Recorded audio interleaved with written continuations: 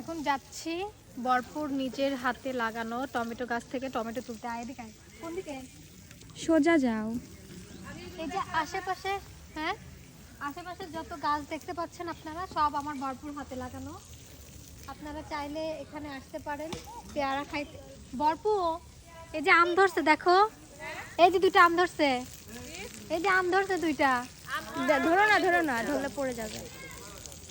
যখন আমের সিজন হবে, আমগুলো বড় হবে, তখন আপনাদের দাওয়াত থাকলো সবার আম খাইতে আসার জন্য। টমেটো গাছটা তো ওই, আমি তো চিনি না। ওই যে ওইদিকে আছে। এই যে টমেটো গুলা পড়েই আছে এখানে, দেখছো? একটা ডাল আমি আসতে হতো। বর্ত কাঁচা টমেটো তুলবো না পাকা টমেটো তুলবো?